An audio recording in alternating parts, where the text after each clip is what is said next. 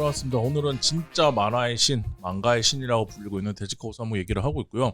원래 기획은 2부작으로 끊어서 하려고 했는데 지금 쭉 해봤는데 턱도 없죠. 초기 작품만 했는데 벌써 1부 1시간이 할 얘기가 너무 많은 사람이어서. 아니 뭐 다이제스트에서 2부로 해요. 오늘은 2부까지 녹음을 하고 그리고 나중에 또 남으면 다음 주나 상황 봐서 한 번 더 날짜를 잡아서 녹음을 해서 끌고 가보도록 하겠습니다. 어쨌든 이번 기회 끝까지 데지카 오사무에 대해서 모든 거에 대해서 좀 정리를 해보면 좋을 것 같으니까.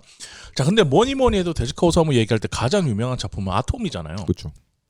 왜 이렇게 인기가 있었을까? 그런 얘기는 들은 적이 있어. 일본 사람들이 그때 전후에 그 사람들도 어쨌든 전쟁에 졌으니까 고통이 심했을 거고 공허했을 거고 이유가 어떻게 됐든 간에 일본 사람들도 그랬을 텐데 그거를 달래는 과정에서 프로 레슬링과 아톰이 큰 역할을 했다라는 거는 어디서 그냥 얼핏 들은 적이 있어요.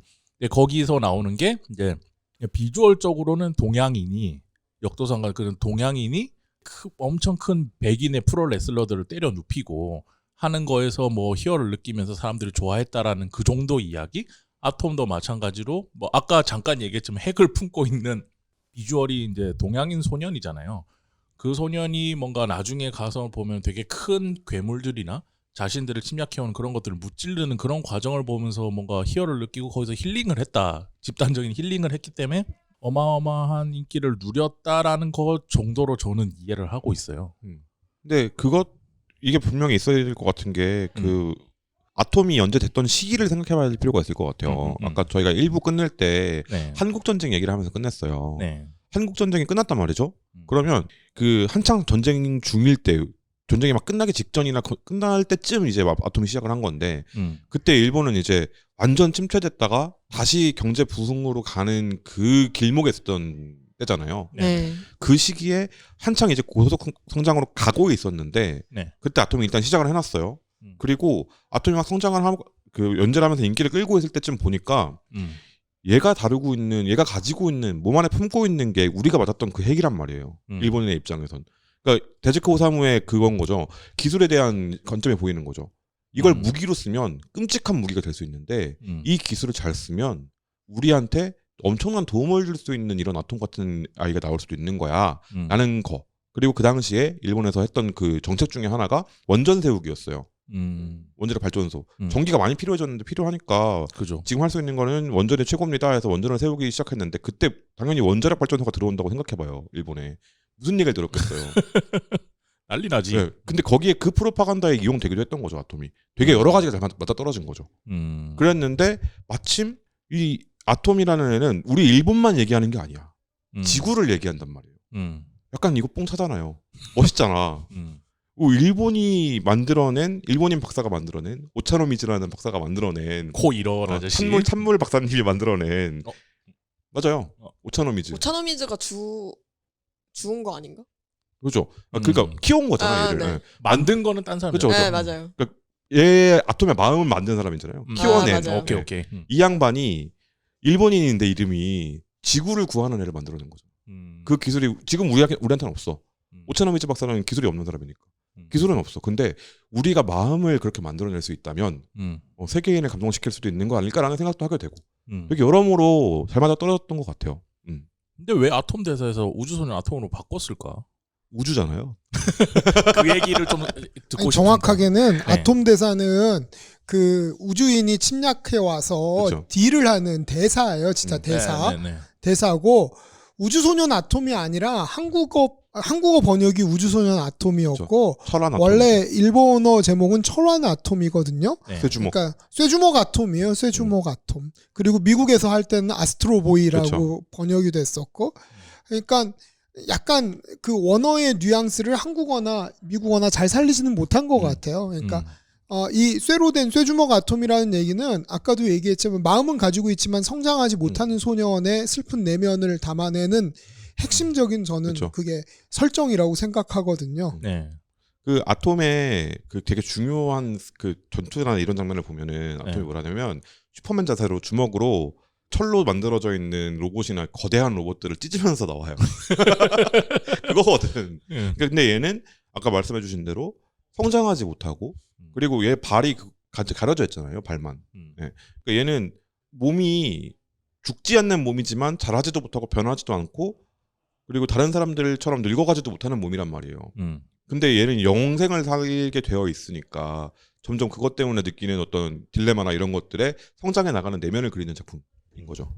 그러니까 아톰의 출발점을 봐야 되는데 이거는 최근에 리메이크되었던 프루토에서도 되게 중요한 테마로 나오는데 맞아요. 아까 이름 헷갈렸던 덴마 박사가 아. 과학성의 대표로 과학성 장관으로 자기 아들 토비오가 교통사고로 죽자 아들을 만들어요. 그쵸, 그게 그쵸, 그쵸. 토비오를 만든 거예요. 로봇으로 당시에 모든 일본의 기술을 총동원해서 그래서 아껴주다가 어느 날 보니까 토비오가 전혀 잘하지 않는 거야. 그래서 아 얘는 로봇이었구나라고 깨닫고 나서 걔를 어디에 팔아버리냐 하면 서커스단. 로봇 서커스단에 팔아버려요. 그러니까 아톰의 입장에서 보면 내 아버지가 나를 팔아버리는 거야. 나를 잘하지 않는다고. 근데 이거는 뭐냐 하면 그 당시에 일본에 있었던 수많은 전후의 소년들에게 굉장히 많은 임팩트를 준 거예요. 왜죠? 왜냐하면 전쟁이 자기네들은 전후의 소년들 혹은 조금 더 큰 사람들 뭐냐하면 우리의 어떤 거대한 아버지가 그 일본이라는 국채라고 불리우는 거대한 아버지의 세계 안에 살고 있었던 거거든요. 네네. 일본 국채라고 부르는데 정점은 천황을 정점으로 해서 그 밑으로 만들어져 있는 거대한 일본이라는 나라라는 아버지 속에서 살고 있었던 거고 그래서 뭐 국민교육 헌장 같은 그런 비슷한 천황 치거나 교육 치고도 외우고 있고 그 어버이인 천황을 위해서 천황과 일본이란 나라는 동일한 거고 내 목숨을 바쳐도 된다라고 교육을 받았는데 어느 날 갑자기 바로 미군이 진주하면서 아버지가 바뀐 거예요. 그렇죠. 아버지가 바뀌었고 그 전에 내가 아버지고 일본이 아버지였다라고 주장했던 사람들은 자신들이 벌였었던 모든 일에 대한 책임은 안 지고 조용히 사라지고 새로운 아버지가 들어와서 우리가 아버지야.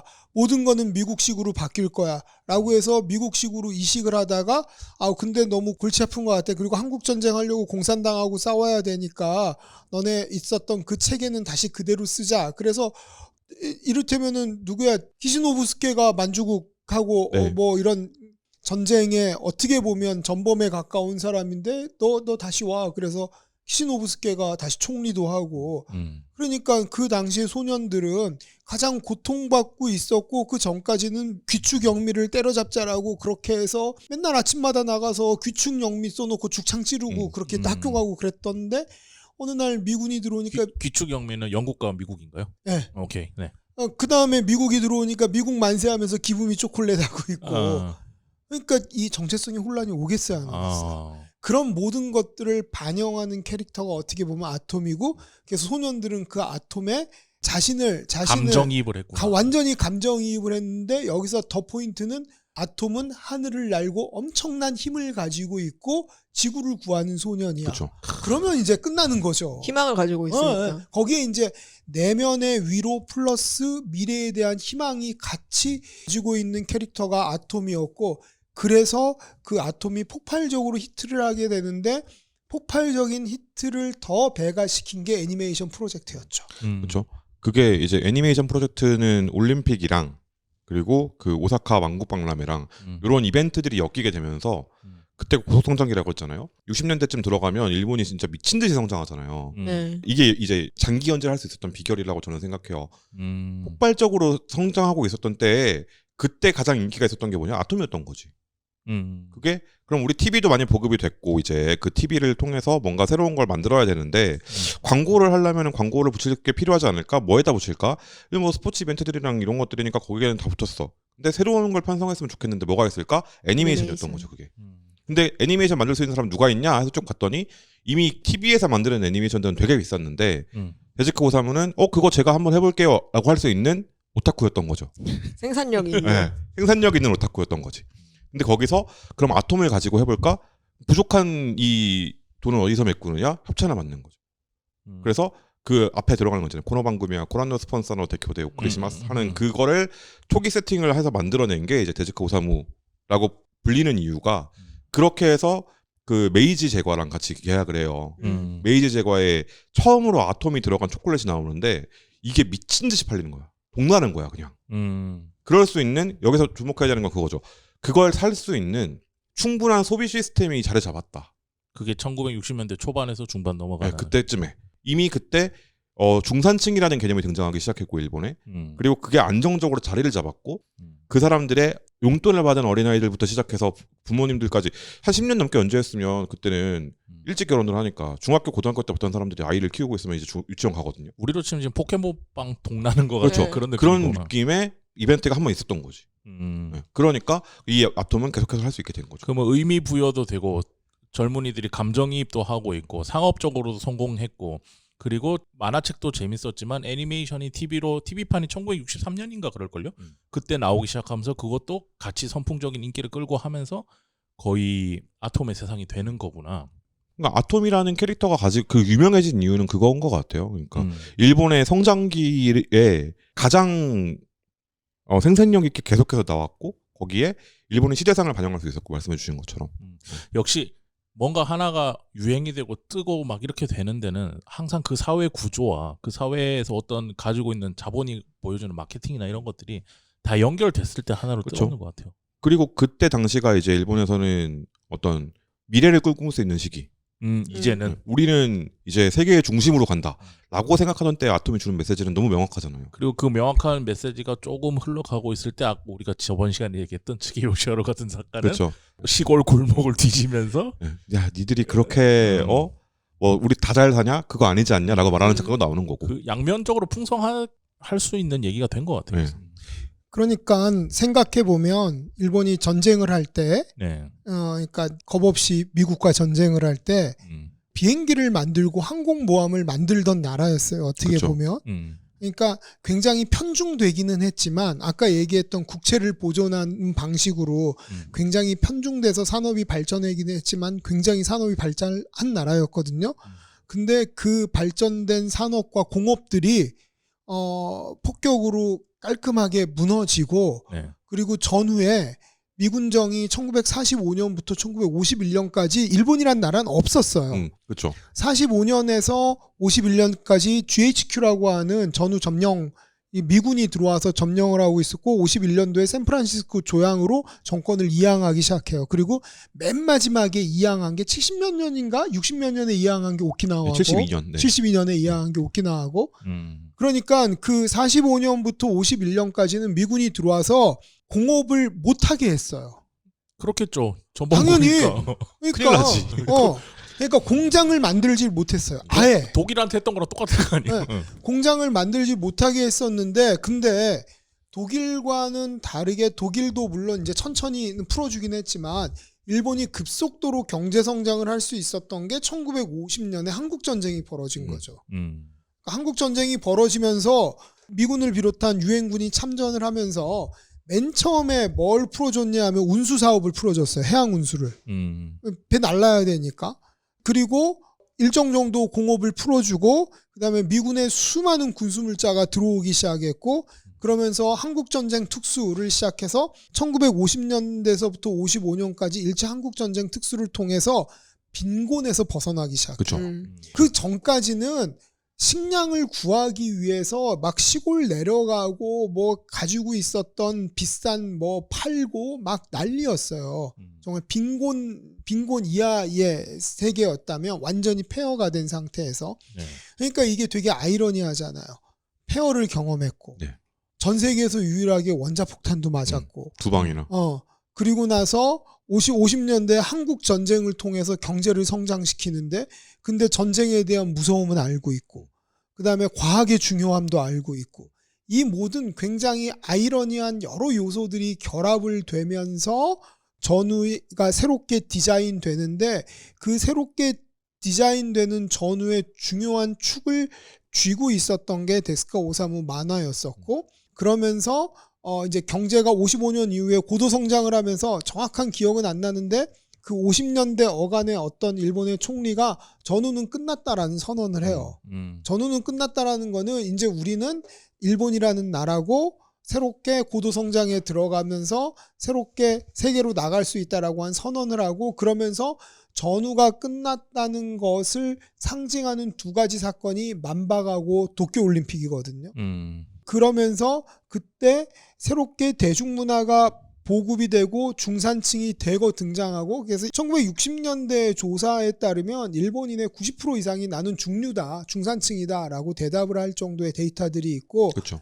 그 빠르게 성장하는 베이비붐 세대나 뭐 그 좀 전 세대나 이런 세대들이 데스카 오사무 만화를 보면서 미친 듯이 아이들이 늘어나고 아이들을 팔리기 위한 매체가 미친 듯이 늘어나고 하는 폭발적인 성장 과정 속에 함께 있었던 거죠. 근데 지금 아톰이 아무래도 작품을 길게 연재하다 보니까 우리가 전후 일본에 있었던 일과 그들이 가지고 있었던 뭔가 생각 이런 것들이 어떻게 결부됐는지를 얘기를 좀 해봤는데 이것과 동시에 제가 꼭 좀 궁금한 게 있어요. 도키화장이라고. 저는 그냥 그렇게 알고 있어. 만화가들끼리 모여서 아파트에서 같이 살았다. 네, 그 부분은 정확하게 얘기를 하면 그 당시에 데스카 오사무가 정글대제를 연재했었던 매체가 만화소년이라는 매체였거든요. 네. 그 만화소년을 창간한 사람이 그 전에 고단샤의 뭐 누구고 뭐 이랬던 건 있는데 근데 그 사람이 뭐 뭔가를 금지를 당하고 어쩌고 뭐 이런 얘기들은 있는데 하여튼 만화소년이라는 잡지예요. 네. 그래서 이제 계속 원고를 보내다가 오사카에서 원고를 보내다가 힘들잖아. 그러니까 저 상경을 하겠습니다. 도쿄로 가겠습니다. 그러니까 당시 만화소년의 편집부에서 미나토군가 그런 거 같은데 도쿄도 중심이 있고 도쿄에 붙어 있는 지금 우리로 치면 성남, 수원 광주 이런 데다가 집을 얻어준 거예요. 만화소년에서 얻어줬어요. 근데 그거는 이제 보통 일본에서는 아파트라고 불리는데 우리식으로 하면 연립주택이고요. 2층짜리 연립주택이고 화장실이나 그 다음에 뭐 세면 화장실이나 식당, 조리 공간, 부엌은 같이 공동으로 쓰고 자기 방이 있는 그런 아주 허름한 그러니까 뭐냐면 제 생각하기에는 전후에 날림으로 지은 공간들이에요. 이거 그 만화 보시는 분한테 가장 친절한 설명은 그거예요. 짱구에 나오는 와르르 맨션이에요. 딱인데. 그러니까 한국에서도 전후에 그렇게 막 경제 발전 일어나고 그러면서 날림으로 집들 엄청 많이 짓잖아요. 그쵸. 그러니까 막 심지어 아파트도 무너지고 막 와우 아파트 무너지고 그랬는데 그렇게 날림으로 지어놓은 집이고 그 집에 기거를 하게 돼요. 자, 근데 여기서 무슨 일이 벌어지냐면 일부 때서 얘기한 것처럼 만화소년을 본 만화를 지망하는 많은 전국의 만화가 지망생들이 거기에 계속 투고를 했다고 그랬잖아요. 만화소년에 계속 투고를 하고 그중에서 괜찮은 애들을 편집부에서 컨택도 하고 지들이 편집부로 찾아가기도 했어요. 그러면 다 시골에서 올라오잖아요. 그럼 우리하고 만화를 연재합시다 하고 시골에서 올라오니까 그러면 저기 도쿄화장에 방 하나 얻어주고 도쿄화장에 얻어주고 하면서 새로운 만화가들이 모이기 시작했는데 이 만화가들이 아까 얘기한 것처럼 데스카 오사무 만화를 보고 모인 사람들이에요. 그러니까 거기서 모여서 자기들끼리 신만화당이라는 동아리도 만들고 합평회도 하고 급하면 와서 도와주기도 하고 뭐 어쩔 때는 뭐 이시노모리 쇼타로 같은 경우에는 누님이 와서 밥을 해주기도 하고 이렇게 지내면서 이 공간을 도쿄화장을 데스카 오사무가 회고하면서 만화가들의 양산박이었다라고 회고를 해요. 영상 막 수호전에 나오는 재밌었겠다. 그러니까. 그렇죠. 이게 아니 그 당시에 뭐 만화가 인기는 있었겠지만 지금처럼 이렇게 내가 네트워크에 쏘면 뭐 서로 얘기할 수 있는 그런 시대도 아니고. 아니죠. 그리고 일본이란 나라가 생각보다 되게 큰 나라잖아요. 그렇죠, 엄청 크죠. 그리고 그때 뭐 전화가 있겠어, 무슨 뭐가 톡이 있겠어, 뭐가 있겠어요. 근데 만화 하나 좋아해서 모인 사람들끼리 모인 거예요. 모여서 53년도부터 도쿄화장에 살기 시작하는데 되게 부실한 집이어서 옆에서 뭐 하는지 화를 내는지 뭐 방귀를 끼는지 다 들릴 정도의 고시원. 고시원이지 고시원. 네, 네. 그렇지. 그래서 거기 모였는데 거기 모인 사람들이 누구냐 하면 테라다 히로, 후지코 우지오, 아카즈카 우지오, 이시모리 쇼타로, 미시노 히데코 같은 사람들이 만화소년 편집부의 주선으로 작품명도 같이 얘기하면 좋을 것 같아요. 기거하게 된 거죠. 도라에몽 작가, F 작가, A 작가라고 부르는 후지오 작가 2명 있고 그리고 또 여기에 또 나중엔 가면라이더 작가도 오긴 이시노모리 쇼타로가 네. 가면라이더. 그리고 원작자죠. 네, 가면라이더 그럼 이즈노모리 쇼타로 있었고 아카츠카 후지오 이 사람은 바카몬인가? 예. 그러니까 일본의 당시에 유명했던 우리나라에는 그렇게 유명한 작가들이 뭐 도라에몽을 제외하면 그렇게 많진 않아요. 근데 당시에 일본에서 한가닥 했던 사람들이 거기 다 있었어요. 네. 그러니까 이렇게 생각하시면 돼요. 이 작가들이 54년도에 만화소년에서 그리고 경제성장과 동시에 많은 일본의 출판사들이 만화 잡지를 내면서 그 만화 잡지로 퍼져가면서 모든 만화 잡지를 끌어갔었던 인기 만화가들이었던 거죠. 제가 전해 듣기로는 나중에는 엄청 어렸던 하기오 모토도 와서 일을 했다고 저는 알고 있거든요. 시대가 안 맞을 텐데. 그러니까 거의 어시 같은 느낌으로 음. 제일 뒷 끝물 때 와서 이렇게 돕고 이랬다고 저는 알고 있어요. 하여튼 그 당시에 그러면은 대부분 만화 하는 사람 중에 데지카 오사무의 만화의 영향을 받았거나 나도 저런 만화를 하고 싶어 하고 했던 사람들은 어쨌든 이 우리로 치면 그냥 빌라 맨션인데 이 맨션이 그 출판사에서 얻어준 거다 보니까 사람들이 거기 가서 서로 밤마다 이제 원고 없는 사람들을 모여서 술 마시면서 만화 얘기하고 그런 곳이 되었는데 이때 서로 교류했던 서로 생각을 주고받았던 것들이 나중에 일본의 만화 역사의 발전에 굉장히 큰 힘이 되고 동력이 되었다라고 정리를 하면 될 거예요. 그러니까 이런 거예요. 데스카 오사무가 계속 간사이에서 자기 집에서 만화를 하다가 힘드니까 올라왔을 거 아니에요? 상경했을 때는 처음에는 그래서 도쿄 시내에서 하숙을 했어요. 도쿄 시내에서 하숙을 했는데 편집자들 밤으로 낮으로 왔다 갔다 하고 옆에서 지키고 있고 그러니까 쫓겨나요.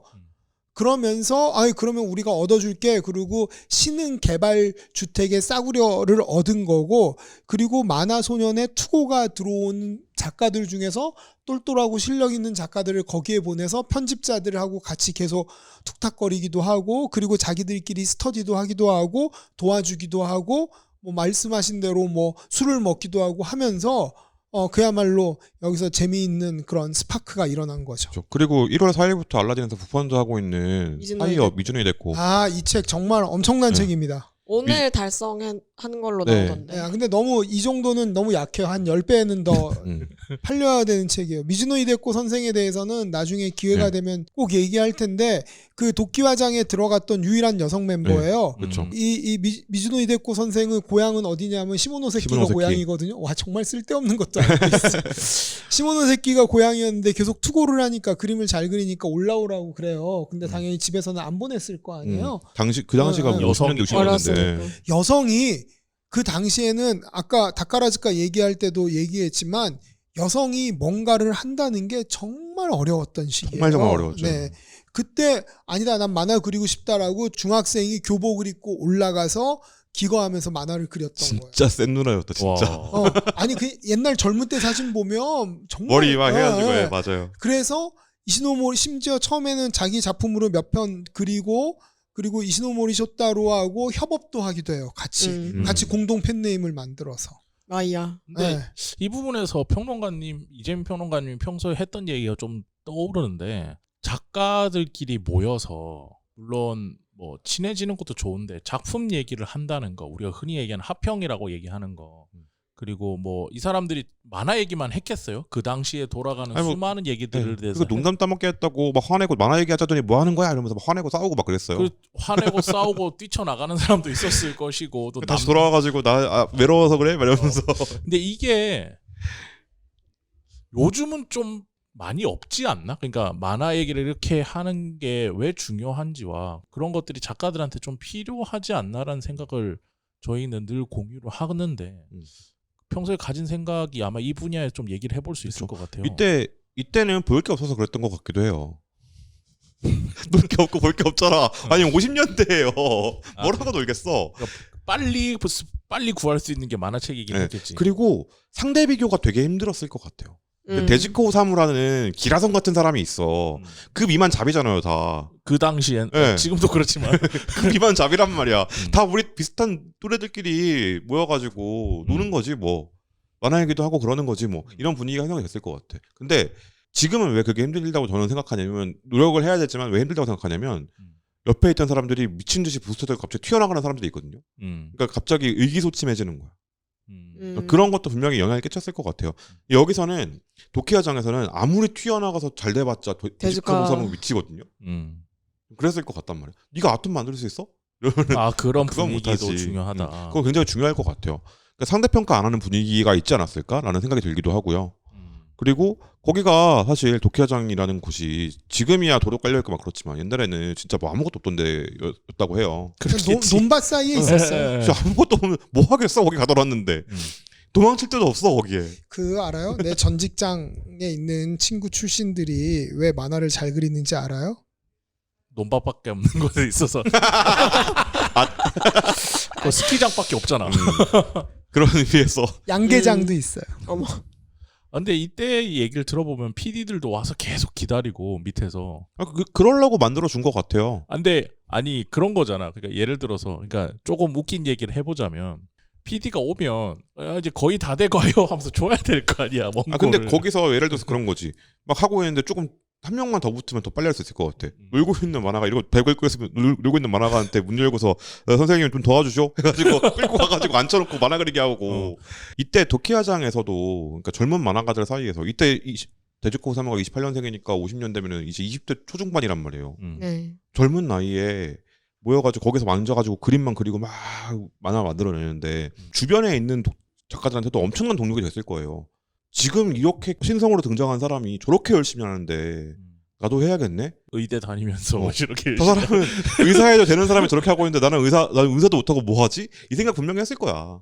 그러면서 이제 그 안에서도 뭔가 이렇게 우리 잘해봅시다 하는 사람도 있었을 것이고 하기 싫다 하는 사람도 있었을 것이고 그러면서 끌고 가는 리더 같은 사람도 있었을 것이고 그 분위기가 만들어져 있었기 때문에 도키화장이 되게 성공적인 사례로 남은 거 아닌가. 근데 지금은 왜 안 되냐? 지금은 산업이 됐잖아요. 이때는 혼자 다 하는 거단 말이에요. 근데 산업이 되어버렸으니까 어시스턴트가 있고 그 사람들이 지켜야 되는 마감이라는 것이 옛날에 뭐 그 잡지에 한번 펑크나면은 그냥 미안합니다 하고 말면 되는 것과 지금 한번 펑크나면 이 사람들 월급을 어떡하지라고 생각하는 거랑은 다르잖아요. 네. 네. 완전 다른 세상이 되어버렸기 때문에 또 다른 것도 있을 것 같아. 알겠습니다. 그런데 이렇게 데스카 오사무 만화가 많은 사람들한테 영향을 주고 사랑도 받고 그리고 그 뒤를 따라서 젊은 데스카 오사무를 보면서 많은 사람들이 작가가 되기 위해서 본인들도 노력을 하곤 했는데 이것과 함께 우리가 꼭 얘기를 해야 될 게 이제 극화 만화들이 나오기 시작하면서 뭐랄까 좀 더 다양한 만화들이 풍성한 만화들이 많이 나와지게 되는 시기가 또 이 시기이기도 해요. 그러면서 이제 데스카 오사무가 도마에 많이 오르죠. 항상 1등은 도마에 오르게 되게 되니까. 물론 뭐 모르겠어요. 그때 등장했던 사람들이 막 데스카 오사무를 무조건 깠는지 아니면은 그 사람은 그 사람대로 좋은 만화 하고 있고 우리가 좀 만화로서 다른 것을 보여줄 수 있어라고 생각하면서 이렇게 극화 만화가라는 게 등장을 했는지 본인들이 선언을 하면서 등장했는지는 알 수 없지만 제 입장에서는 어쨌든 이 시기에 중요한 건 데스카 오사무가 이렇게 산업적인 방면에서 뭔가 기둥이 되어서 이 산업을 넓게 확장시키고 있었기 때문에 원래 소비자들은 뭔가를 보고 나면 좀 더 새로운 거 없나? 좀 더 다른 거 없나? 라고 할 때 극화 만화가 딱 알맞게 좀 등장하는 거 아닌가? 성인수 작가님의 전문이잖아요.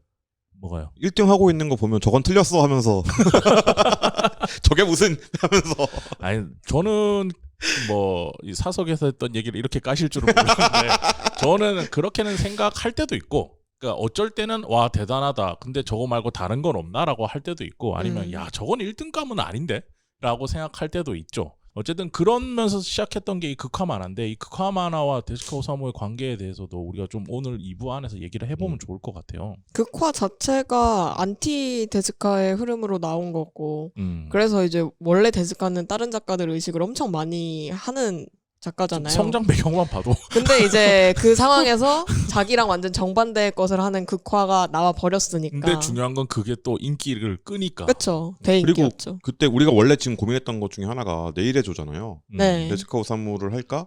아니면 내일의 조를 중심으로 해서 한번 다뤄볼까를 고민하다가 데스카 오사무로 온 건데 나중에 그게 내일의 조로 다 오긴 하는 네. 거니까. 그러니까 내일의 조라는 현상이 데스카 오사무라는 만화가한테 엄청난 충격을 줬을 것 같아요. 그죠. 내가 제일 잘 나가고 내가 제일 잘 나가 찍고 있는데 야 봤냐? 아톰 봤냐? 이러면서 그래 역시 내가 맞았어라고 하고 있는데 저쪽에서 불태워서 새하얗게 하면서 장례식하고 막 이러니까 야 나는 저런 현상을 못 만들어냈는데 였을 것 같아. 그러니까 데스카 오사무가 가졌던 감정은 그러니까 아까 그 학생 때 얘기했던 것처럼 일종의 열등감이 굉장히 크게 작용했을 것 같아요. 열등감, 내가 못할지도 모른다는 불안감 이런 게 굉장히 컸을 것 같아. 그리고 이 시기를 지나면서 이제 애니메이션 만들던 게 좀 잘 안 되기도 하고 네. 좀 슬럼프를 겪다가 나중에 블랙잭까지 가게 되죠. 너무 그렇게 휙휙 넘어가지 마시고 뭐 내가 짧게 하자고 그랬는데 왜 다른 사람들이 휙휙 넘어가는지 모르겠네.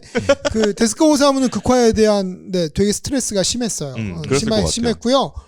어디에선가 그래서 봤는데 너무 자기네 문화생들이 스탭들이 전부 다 극화를 읽고 있는 걸 보고 너무 스트레스를 받고 심지어 계단에서 굴러 떨어지기도 했다는 그런 이야기가 있고 그래서 은근슬쩍 자기도 연령대를 올려서 극화를 그립니다. 그런 대표적인 극화 작품이 어떤 거냐 하면 아폴로의 노래나 키리히토 창가나 아니면은 그 뭐죠? 아돌프에게 고한다 같은 그런 작품들인데 특히 키리히토 창가나 아야코 같은 만화들인데 근데 자신은 이런 만화를 극화라고 안 불러요. 부를 수 뭐라고 없지. 불르냐면 청년 만화라고 불러요. 네. 그래서 일단 근데 이 극화 얘기를 하기 전에 우리가 기존에 나왔었던 얘기들을 좀 총 정리를 한번 해보죠. 네. 우리 머릿속에 다 전회나 이번 회나 뭐 전전회나에 걸쳐서 얘기되고 있었던 거 많이 얘기하고 있었던 거 그래서 질문 응답으로 해봅시다. 전쟁이 끝나고 나서 데스카 오사무가 간사이에서 처음 만화를 시작했던 건 어떤 만화로 시작한다고 했었죠? 아까운? 아까옹이죠. 아까옹은 어떤 거예요? 정식 출판사가 만든 게 그쵸. 아니에요. 아까옹을 만든 데는 대부분 싸구려 인쇄골목에서 나오고 그게 대량으로 판매돼서 구멍가게나 뭐 기타 등등 노점이나 이런 데로 팔려 나갔어요. 근데 이 아까옹의 전제 조건은 뭐예요? 가난이잖아. 그쵸. 가난. 싸게. 싸구려니까 가난한 상황, 경제 상황이었는데 우리가 아까 잠깐 얘기하면서 우리 지난주에 얘기하면서 50년대 한국 전쟁 특수로 일본이 경제가 회복되기 시작했다고 얘기했죠. 네. 그러면서 1955년 이후에 일본도 이제 인플레이션이 시작돼요. 경제가 회복되면 당연히 인플레이션이 시작되고 그러니까 이 싸구려 만화의 단가가 계속 올라가잖아요. 더 이상 싸지지 않게 되고. 더 이상 싸지지 않게 되는 거야. 그렇죠. 그리고 또 어떤 팩트가 또 하나 들어오냐 하면 1940 몇 년도였지? 40년대 후반인가? 47년도 12월. 그러니까 48년도부터 만화소년이 창간이 돼요. 그러니까 만화만 돼 있는. 그러니까 50년대 초반에는 어떤 일이 있었냐 하면 경제도 나아지고 인플레가 돼서 올라가고 싸구려였던 만화 아까옹을 사보느니 만화소년을 한 권 사봐도 될 정도로 가격이 비슷해진 거죠. 그러면서 근데 이런 아까옹을 만들었던 인쇄업자, 출판업자들과 젊은 작가들이 간 사이에 남아 있잖아요. 네. 네. 그때 뭐로 넘어갔냐면 이제 대본 만화로 넘어가요. 우리가 카시옹이라고 불리우는 대본 만화로 넘어가고 카시옹의 모델은 에도 때부터 있었지만 40년대 후반에 전국적으로 만화를 빌려주는 보증금을 받고 빌려주는 그런 형태가 전국적으로 퍼져서 대략 몇천 개, 몇만 개 순으로 전국적으로 퍼져요. 치킨집처럼 있었네. 그럼 몇만 개로만 퍼지면 그 대본 만화로 만화만 배급해도 먹고 살 수 있는 시스템이 만들어진 거예요. 기본적으로 10,000부는 20,000부는 그렇죠. 되는 거니까. 이건 한국의 1960년대에서 80년대까지 존재했었고요. 일본에서는 1950년대에서 60년대까지 대본 만화, 뭐 최후의 대본 만화들은 있긴 하지만 존재했었어요. 그래서 이 대본 만화의 전성기 때 1953년도에 오사카에서 히노마루 문고라는 데가 창간이 되는데 이 되게 유명한 히노마루 문고인데 여기에 아까 동경표류 일기를 그렸던 타츠미 요시히로나 마스모토 마사이코나 사쿠라이 쇼이치, 사이토 다카오는 다 아는 바로 그 고르고 13의 작가고요. 미즈시마 신지 같은 작가들이 이 히노마루 문고를 통해서 데뷔하고 발굴되게 되고 그리고 이들이 단행본 만화를 그리다가 50년대에 점점 넘어가면서 어떤 만화로 대본 만화가 넘어가냐 하면 엔솔로지로 넘어가요. 장르적 엔솔로지로 넘어갔는데 여기에 또 되게 재미있는 팩트가 있어요. 1945년도에 미군정이 진주를 하면서 일본 문화를 쭉 봤는데 일본 문화를 보니까 얘네들이 왜 호전적이고 전쟁을 일으켰는지 알 것 같아. 그래서 뭘 금지하냐 하면 일본에 가장 유행했었던 시대극을 금지시켜요. 그래서 칼 들고 나오는 거 복수하는 거 금지. 그게 일본의 가장 큰 대중문화 엔터테인먼트였거든요. 그러니까 칼 들고 나오는 거하고 복수하는 거 금지가 되면서 그러면은 이게 되게 이제 일본 만화가 데스카 오사무의 SF 같은 만화 쪽에서도 SF 같은 만화들이 나오다가 51년도에 이제 그게 풀려요. 그러니까 소위 장르물이 풀리는 거예요. 그러면서 이 대본 만화의 엔솔로지가 장르물들을 만들기 시작해요. 스릴러, 형사물, 시대물, 뭐 느와르 이런 장르물들을 만들기 시작하고 그러면 이 장르물들을 만들려면 처음에는 어린이들을 겨냥한 장르물들을 계속 만들지만 점점 표현이나 수준들이 올라가고 그들도 전후에 수없이 많이 들어온 미국의 대중문화의 영향을 받으면서 그런 표현이나 이런 만화들이 올라가게 되니까 당연히 새롭게 등장하는 세대들은 데스카 오사무 만화 이후에 성장한 조금씩 나이 먹은 사람들은 이 극화를 찾아보게 된 거죠. 그렇죠. 왜 말이 없어요? 그래서 그 극화들을 찾아보게 됐는데 그래서 데스카 오사무도 많은 스트레스를 받았고 근데 그러고 나서 데스카 오사무가 어떻게 그런 반응을 하는가? 그러니까 데스카 오사무 입장에서는 그거였을 것 같아요. 그러니까 그게 원래 따지자면 일본 만화의 근간을 따지자면 극화의 뿌리가 이렇게 있는 거잖아요. 데스카 오사무는 지난 시간에 얘기했었던 북그림, 그렇죠. 북그림. 북그림 계열, 네. 카미시바이 계열. 그게 없어졌던 때였잖아요. 데스카 오사무가 데뷔했을 때는 빈 공간에 데스카 오사무가 데뷔를 했는데 데뷔를 하고 나서 한참 잘 나갈 때 보니까 진짜들이 나온 거야. 근본 있는 애들이 나온 거야. 나는 근본이 없는데 내 근본은 미국에 있는데. 그렇지. 네. 그러면 데스카 오사무 입장에서는 일본의 독자들한테는 이게 먹힌 애를 확인한 순간 굉장한 공포였을 것 같아요. 그럴 수도 있고. 지난 시간에도 얘기했지만 그 근원이 북그림에 있었고 북그림을 대중적으로 끌어낸 게 카미시바이였고 카미시바이 작가들은 아까 뭐 우리 시라토 산페나 그다음에 미즈키 시게루 같은 카미시바이 작가들은 하루에 뭐 10시간, 15시간을 앉아서 그림을 그려낼 정도로 그림에 능숙한 작가들이었단 말이죠. 그러니까 지금 저는 이후에 그 카미시바이의 뿌리를 두고 성장한 더 강력한 그러니까 데스카 오사무는 패턴을 조합해서 그렸는데 이거는 조형의 방식이 그쵸. 달라진 거예요. 완전 다르죠. 그러니까 더 사실적이고 더 강력한 그림을 그리는 극화 계열 작가들이 오사카에서부터 시작해서 서서히 밀려오기 시작한 거잖아요. 도쿄까지. 그리고 새로운 젊은 작가들은 그 강력한 스토리와 강력한 표현의 방법을 가지고 있는 극화를 지지하게 된 거고. 그게 또 되게 기묘하게 매칭이 되는데 그걸 또 누가 발견하냐 하면 당시에 일본 전후가 재구성될 때 자민당의 기억이 애매한데 57년 체제라고 55년 체제. 55년 네, 체제라고 55, 보통 네. 불리는데 그때 자민당하고 사회당하고 합당을 네. 할 거예요. 아마. 그러면서 완전히 여당 체제로 가버리죠. 그러면서 이쪽에 자민당하고 민주당하고 합당을 하나? 아무튼 두 개 당이 합당을 하면서 공산당하고 아주 소수의 당만 남고 거대한 보수정당 체계로 계속 장기 집권 체제로 들어가요. 그러면서 일본 공산당이 그때 어떤 선택을 하냐 하면 전후에는 되게 막 데모도 하고 정말 사회주의 공산당 정당이었거든요. 근데 체제 안으로 공산당이 들어가요. 공산당이 체제 안으로 들어가면서 당시 1950년대 후반 60년대 전 세계적으로 좌파 운동이 불일듯이 일어날 때 많은 노조와 특히 학생들은 공산당이 체제 안으로 들어간 거에 대해서 굉장히 불만을 가지면서 이 과격한 학생 운동 세력들이 별도로 학생 운동을 하면서 이제 우리가 흔히 얘기하는 전공투 운동이나 이런 걸 하면서 뭉치게 되는데 그때 그들이 엔터테인먼트로 발견한 게 반항하는 극화였죠. 그때 가장 먼저 극화에서 전국적인 인기를 얻은 작가는 시라토 산페이예요. 그렇죠. 시라토 산페이는 이것도 지난 시간에 잠깐 얘기한 것 같은데 가로 시라토 얘기하면서. 산페이는 철저하게 그냥 애초에 좌파 출신이에요.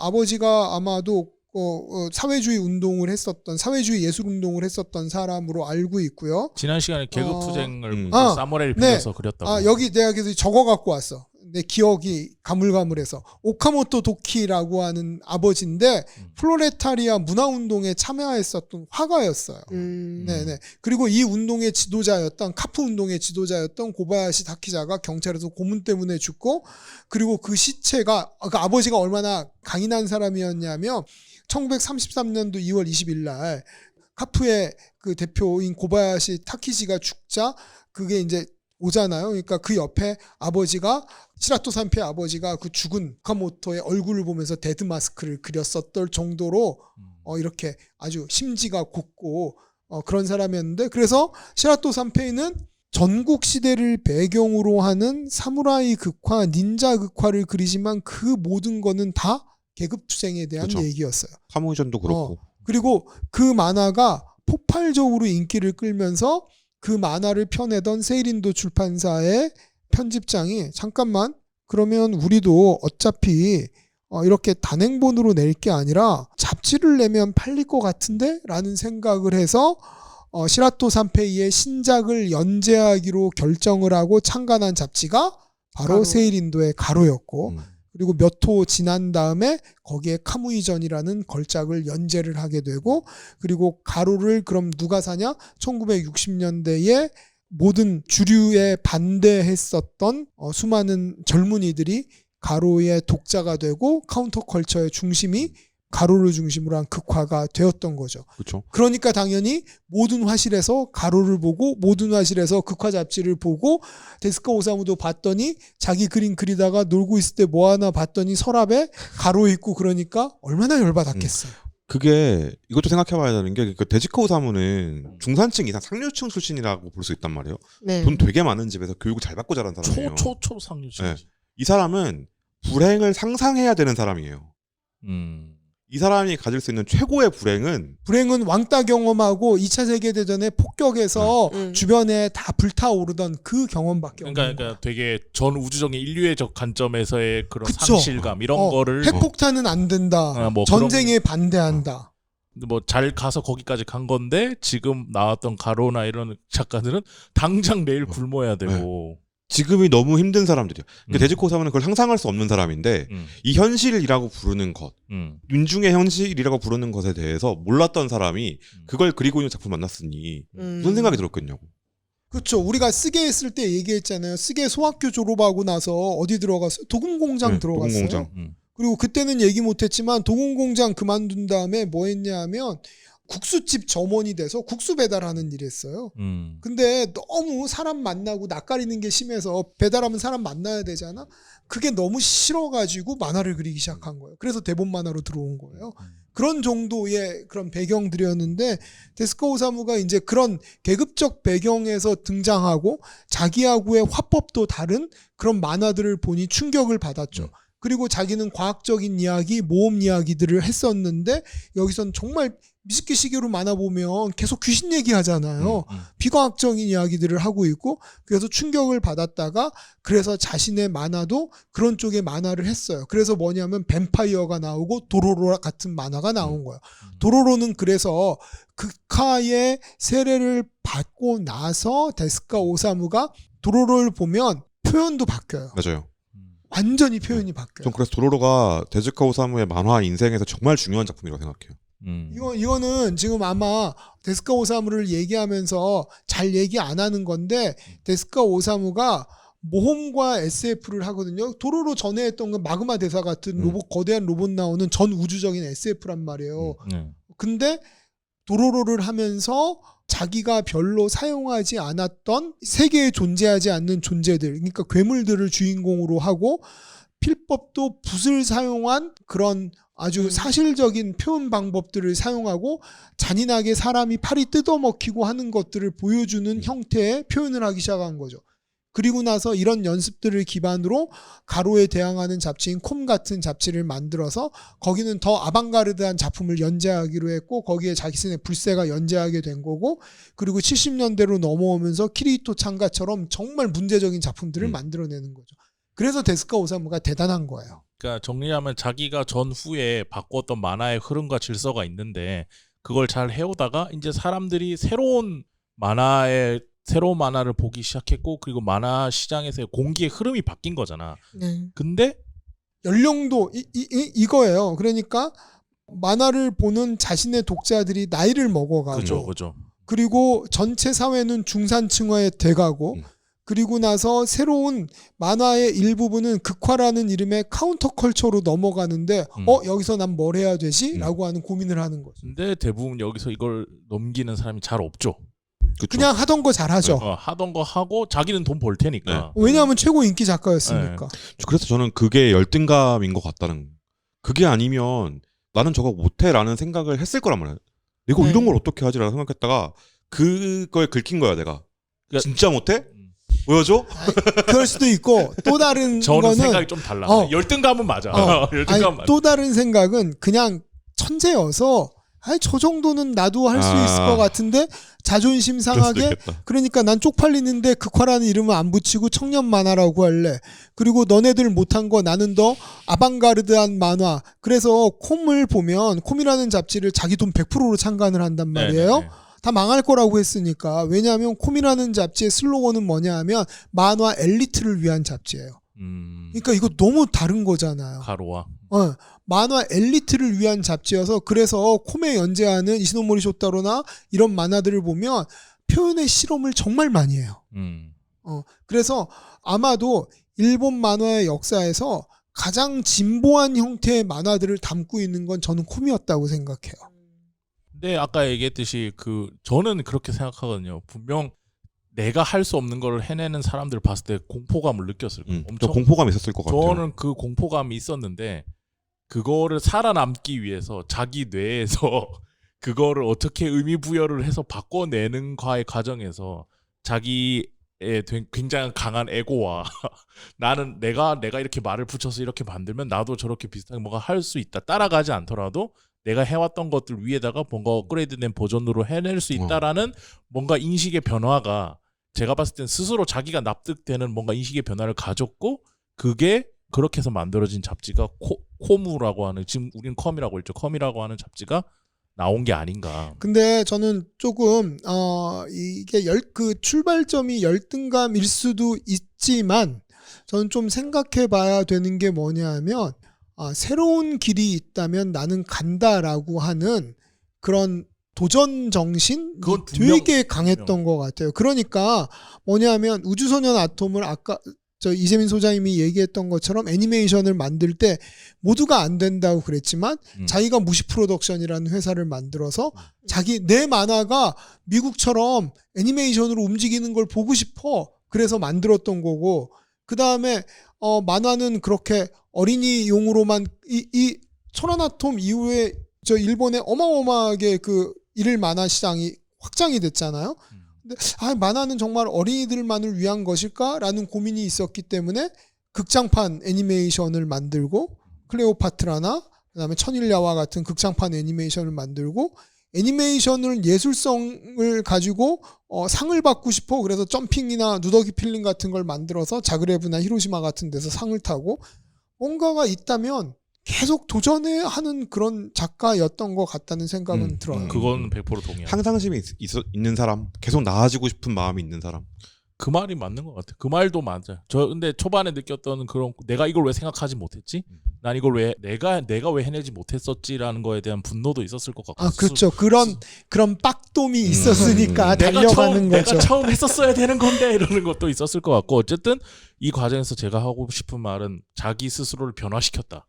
분명하게 라는 거. 그러니까 이렇게 데스카 오사무처럼 대단한 사람도 자기 문화생들이 자기 스탭들이 극화를 보는 것 보고 충격받고 2층에서 굴러 떨어지고 그래서 그러면 나는 뭘 해야 되지 해서 이름도 살짝 바꿔서 청년 만화라고 바꾸고 이런 식의 작가였다 그런 걸 생각해 보면 우리 같은 범인이 잘하는 사람들을 보고 화가 나고 하려는 거는 아무것도 아닌데 그 다음이 문제인 것 같아요. 그 다음이 어떻게 대응하느냐. 내가 그걸 어떻게 극복하고 나도 더 좋은 작품을 할 수 있고 우리 팀들도 더 멋진 거를 할 수 있다라고 하는 그런 부분들이 중요한 것 같고 그래서 더 치열하게 이 70년대의 다양한 작품들에 매달렸던 것 같아요. 그렇게 해서 콤을 만들고 그렇게 해서 클레오파트라나 천일야화를 만든 다음에 데스카 오사무는 망하죠. 네. 그리고 나서 이제 본인의 인터뷰에서도 나오는데 가장 혹독하고 힘들었던 시절이라고. 근데 이 이야기는 3부로 넘겨야 될 것 같아요. 원래 망하고 나서는 망하죠. 그러면 이렇게 BGM이 쭉 깔리면서 너무 옛날 라디오 버전 아니에요? 망하죠. 둥둥둥둥 하고 3부로 넘어가야죠. 둥둥둥둥 넣어주세요. 네. 알겠습니다. 오늘 원래 2부로 해서 데지커 사무 얘기를 좀 해보려고 했는데 얘기를 하다 보니까 우리가 들어야 될 것도 많고 얘기해야 될 것도 많다 보니 이제 콤을 만들게 되고 거기서 나왔던 불새 얘기를 조금 하려다가 망하고 어려워지는 시기 얘기는 3부로 해서 넘어가야 될 것 같은데 뭐 하실 말씀? 그냥 데지코 사무라는 사람이 그러니까 천재고 막 엄청 뛰어난 사람이고 그런 거 맞는데 그렇다고 해서 신은 아니다.